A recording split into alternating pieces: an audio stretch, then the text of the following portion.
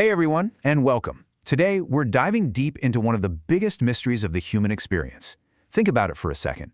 We all live in the exact same world, but we absolutely do not experience it the same way, do we? It's fascinating. I mean, you see a tragedy unfold, and it literally breaks one person's heart into a million pieces, while another person, well, they're just left completely cold. And here's the thing, this difference in how we process human suffering isn't just some quirky biological trivia. It's actually the ultimate key to understanding why our friendships, our romantic relationships, and our everyday dynamics either thrive or totally fall apart. So, what's the deal here? Why do some people feel absolutely everything while others feel nothing? This is the ultimate relationship puzzle. What exactly separates your super-sensitive friend from someone who seems like a total brick wall when it comes to other people's emotions? Usually when we clash with a partner, we just assume, wow, they just don't care. But what if I told you the answer is literally hidden in how their brain is physically wired to connect with the world? To figure this out, here's our roadmap for today. First, we'll look at the empathy spectrum. Then we'll pop the hood and look at the brain's machinery. After that, we're talking boundaries, how to feel without drowning. And finally, we'll wrap up with something super actionable, daily exercises to actually train your empathy muscle. Let's get into it. Starting with Section 1, the empathy spectrum. Basically, figuring out exactly where we stand. All right, so psychologist Simon Baron-Cohen explains this brilliantly in his book, The Science of Evil. He maps empathy on this bell curve. Most of us are sitting pretty comfortably right in the middle, but you've got these extreme outliers on both ends. To really get this, neuroscience splits empathy into two specific types. Take note of this, because it's a real game changer. First, there's cognitive empathy. This is purely intellectual. It's your ability to read a room and logically understand what someone else is thinking. And then there's affective empathy. This is the actual emotional resonance, literally feeling someone else's pain in your own gut. Understanding the difference between these two is massive for your relationships, because someone can intellectually know you're sad, they have the cognitive empathy, but their internal emotional thermostat, it doesn't even flinch. The philosopher David Hume actually hit the nail on the head centuries ago. He said that our feelings naturally echo the passions we see in others. Our minds are, quite literally, mirrors. But what happens when that mirror is cracked? Like, what actually goes down when the neurological hardware that's supposed to let us reflect our partner's emotions just isn't firing on all cylinders? Which brings us perfectly to Section 2, the brain's machinery, the sheer biology of connection. You know, sometimes to stop taking things so personally in our relationships, we need to step back and look at the biological hardware. And the star of the show here is the amygdala. Neurobiologist Robert Sapolsky points out that people who really lack empathy often have an amygdala that is structurally smaller or just less active. If your partner's amygdala doesn't register an alarm signal when they see you crying, it's not that they hate you. Their brain just literally isn't triggering that physiological stress response. And that stress response is exactly what makes the rest of us want to comfort someone we love. In their case, the engine is just running cold.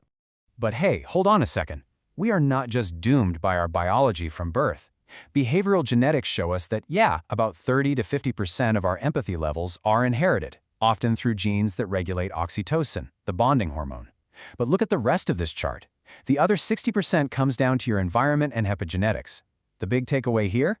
Your genes are absolutely not your final destiny.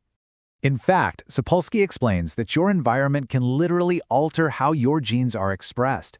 Imagine a kid growing up in a super dangerous home or dealing with severe neglect. For them, turning down the volume on their empathy is actually a brilliant survival strategy. It's like building this massive emotional border wall to keep from being destroyed by the chaos. So next time you meet someone who seems emotionally distant, just remember, that distance might have been the armor that once saved their life.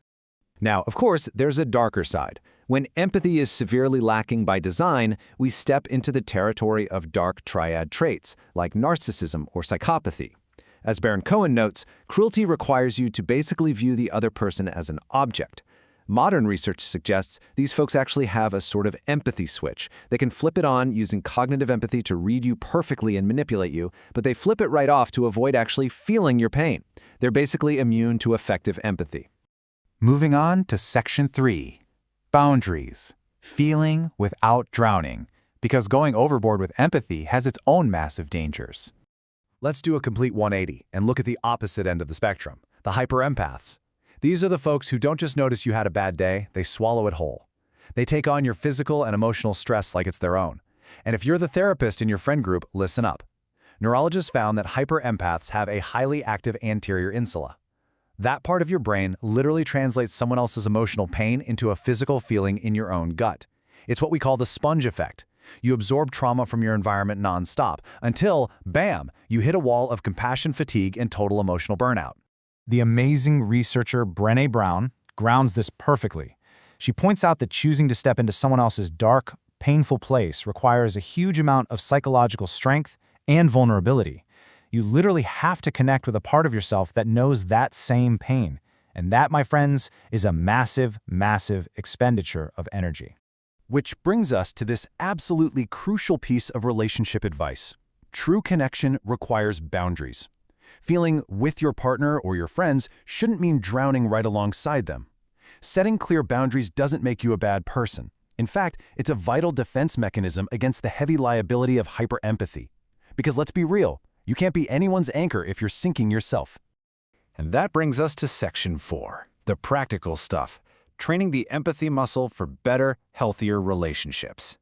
So, the million-dollar question, can a person actually change their empathy levels to improve their relationships? Are we just stuck with the biology we have, or can we rewrite the code?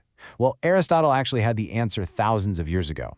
He believed that moral virtues like empathy aren't just raw biology, they're habits that we form through deliberate practice. He argued that excellence is found in a balanced middle ground. You're avoiding being totally cold, but also avoiding being an emotional sponge. It's a deliberate choice. And modern science totally backs this ancient philosophy up. Look, first, the adult brain keeps its neuroplasticity. It is not set in stone. Second, you can treat your emotional resonance literally like a weak muscle and take it to the gym. And third, I love this one, even if someone has a real biological deficit in emotional empathy, they can bypass that by building a really strong ethical framework. Meaning, you don't actually have to feel it in your gut to choose to do the right thing for your partner. Okay, but how do we apply this? Here are 3 daily exercises straight from the research that you can start using today to build those stronger relationships. Number 1, practice perspective taking. Next time you're arguing, actively force yourself to argue your partner's point of view in your own head. Number 2, compassion-focused meditation. Studies show this can physically alter and strengthen the empathy circuit in your brain. And number 3, build a strict, logical framework of ethics. Set clear rules for how to treat others and stick to them, no matter what, even when your emotional thermostat just isn't kicking in naturally. To wrap this all up, our differences on the empathy spectrum show us just how complex human nature really is. We are a messy mix of our biology, our history, and the conscious moral choices we make every single day.